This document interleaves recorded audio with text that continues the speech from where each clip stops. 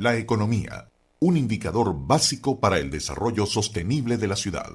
Y nosotros siempre asesorándonos con los profesionales cada vez que sucede la cosa en los diferentes temas, buscando al específico, porque además siempre decimos que si cada quien se dedica a lo que sabe, a dar lo mejor de sí, pues tenemos una sociedad mejor.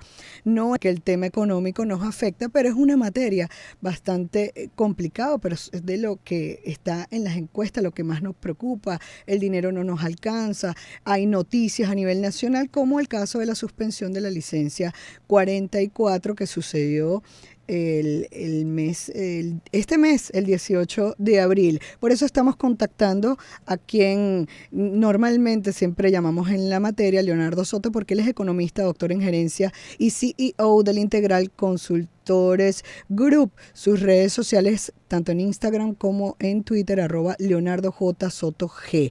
¿Cómo estás, Leonardo? Bienvenido. Hola Mariale, buen día. Siempre es un gusto estar contigo. Encantadísimos nosotros también, gracias. Entonces, coméntanos en qué nos afecta eso. Nos decías en otras oportunidades que hemos conversado contigo que los beneficios de haber puesto un alto a alguna de esas suspensiones se verían a más largo plazo, pero ahora el tiempo no nos duró mucho, pues. Y entonces no sé si se lograron ver, aún se van a ver a futuro, cuál es la situación y cómo nos va a afectar, además tomando en cuenta que es un año electoral a nivel presidencial. Mariale, bueno, yo sostengo lo que te comenté hace tiempo, la posibilidad de que Venezuela viera beneficios reales de una eliminación de sanciones. Tenía que ocurrir, o sea, tendríamos que transitar por lo menos 12, 16 o 18 meses de actividad de exportación petrolera ininterrumpida. Que no han transcurrido ni siquiera. Que no han transcurrido. Ojo, esto no significa que desde que se anunció esta liberación parcial o esta flexibilización parcial de las sanciones hasta el momento que se anunció nuevamente el regreso de ellas, sí se han visto algunas mejoras con relación a algunos elementos básicos. Por ejemplo, el tema gasolina. Okay. Buena parte de la gasolina que hoy está, nutriendo, pues, principalmente los estados del occidente del país, que son los que han sido más golpeados por el tema de la escasez, pues es una gasolina que en parte se dio por las negociaciones que aún se mantienen con Estados Unidos. Entonces, ¿qué pasa? Cuentas tenía que cobrar en efectivo, imagínate tú, o sea, salía un buque con petróleo y regresaba con cash. Ahí se prestan muchas cosas en esa intermediación. El Banco Central de Venezuela tenía sanciones que pesaban sobre él, es decir, toda la actividad financiera del país, a partir de la principal actividad de exportación de petróleo, estaba limitada. Ahora se abren las sanciones de forma parcial y condicionada, vimos un cambio significativo, se establecieron nuevos acuerdos comerciales con varias empresas estadounidenses e inclusive europeas, y todo el escenario comienza a cambiar hacia la posibilidad de que el gobierno tuviese más flujo de caja para seguir inyectando divisas a la economía a través de las mesas de cambio interbancarios, para inclusive nutrir un poco más las reservas internacionales que ya hoy están cerca de los 10.000 millones de dólares, que pudiesen estar más altas, pero lamentablemente el Banco Central sigue quemando dólares en la mesa de cambio interbancaria. Esto es un indicador de la fragilidad. No logramos cubrir por lo menos 12 meses de operatividad libre, abierta, sin las sanciones. Nos deja en una situación bien compleja. Ojo, este regreso de las sanciones está sobre actividades generales. Chevron se va a mantener un tiempo más en Venezuela, lo que también te comenté en aquella oportunidad. Chevron ha hecho inversiones millonarias en Venezuela y no van a esa empresa que tiene tanto poder, influencia económico y político en Estados Unidos, pues no va a venir a una tierra a pérdida cuando obviamente los intereses de Estados Unidos también son principalmente económicos.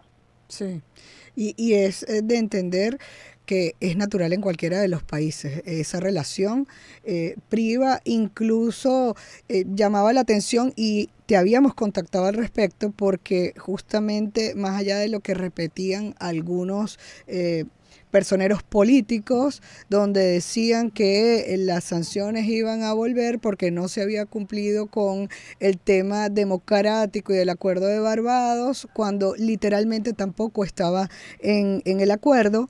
Entonces había esa incertidumbre porque siempre o normalmente los países ponen sus intereses económicos por encima, pero hoy ya vimos un resultado. Sí, el tema de Estados Unidos, y aquí es donde viene, de hecho, la cruel ironía de la transición también que está viviendo Estados Unidos, es que Estados Unidos está en uno de sus peores momentos políticos, tanto política interna como política externa. Estados Unidos hoy necesita del petróleo de Venezuela, lo necesita por las tensiones que se están generando en Medio Oriente, la posibilidad de que China invada Taiwán, la posibilidad o las amenazas que aún están latentes entre Corea del Norte y Corea del Sur, el conflicto Rusia-Ucrania que se mantiene aún activo. Es decir, Estados Unidos necesita más que nunca el petróleo venezolano, Venezuela necesita más que nunca que Estados Unidos nos compre ese petróleo, y hay que decir las cosas de forma muy honesta y también de manera responsable. Yo sé que hay personas que tienen su corazoncito hacia una tendencia ideológica en particular, y eso obviamente se respeta, pues de eso se trata de un país libre y plural. Sin embargo, el decir que Venezuela puede vivir separado de Estados Unidos en la relación comercial tan estrecha que tenemos, cuando, por ejemplo, un hecho práctico en lo económico es que a nosotros siempre nos va a convenir más venderle petróleo a Estados Unidos que vendérselo a Rusia, que vendérselo a China, que vendérselo a Turquía, que vendérselo a la India, y no se trata de un tema ideológico, se trata de un tema de conveniencia económica. ¿Por qué? Los costos logísticos de distribución, es decir, los costos de un barco que sale de Venezuela hacia Estados Unidos son menores que los costos de un barco que va a Rusia, a Turquía, a China, a la India. Entonces, y quizás hasta los tiempos de pago, porque de aquí a que llega... Claro, y es que estamos hablando de que Estados Unidos en sus plazos más largos puede ocupar 3 semanas en pago, cuando un socio comercial, viéndolo de la perspectiva, digo comercial porque compra, pero viendo de la perspectiva ideológico partidista, como el caso de China, como el caso de Rusia, puede transcurrir hasta 6 semanas sin un pago directo. Además, por supuesto, el servicio de deuda que aún tiene Venezuela con China, el servicio de deuda que aún Venezuela tiene con Rusia, que son países que han recibido y que están recibiendo petróleo venezolano por servicio de deuda. Entonces, indistintamente del afán ideológico que puedan tener las personas, nuestro principal y mejor cliente es Estados Unidos, y lo va a seguir siendo durante mucho tiempo. Que no debemos depender de un solo cliente, eso obviamente tiene que ser así. Ninguna empresa, viendo el país como un gran generador de bienes y servicios, que esa es la filosofía de las exportaciones y del comercio internacional, ninguna empresa o ningún país debe, digamos, depender de un solo cliente o de un solo par de clientes o de un trinomio de clientes, debe tener una cartera amplia. Pero nuestro mejor cliente es Estados Unidos. Si esa dependencia se quiso anular o eliminar por un tema ideológico, pues ¿por qué no se trabajó desde el año 2005, del año 2006, cuando Venezuela vivió su mayor bonanza petrolera? ¿Por qué no se vivió? Claro, lo que pasa es que hablamos de algo que es una completa realidad y que entendemos está en la política nacional, internacional y en el análisis de cualquiera de los economistas, pero te va a decir un ciudadano de a pie, ya va, más allá de todo esto, ¿eso en qué va a afectar mi bolsillo? Porque también hay un reconocimiento de parte del gobierno de la necesidad de la empresa privada para el impulso de la economía del país, y eso se ha visto, esas relaciones sí se han visto que han mejorado. Más allá entonces de ese impacto que no va a ser tan duro porque aún Chevron está allí en materia de la gasolina, cómo esto nos va a afectar a los venezolanos de a pie, y algunas recomendaciones tuyas como profesional en la materia para poder llevarla pues y seguir soportando esta situación económica que no está fácil.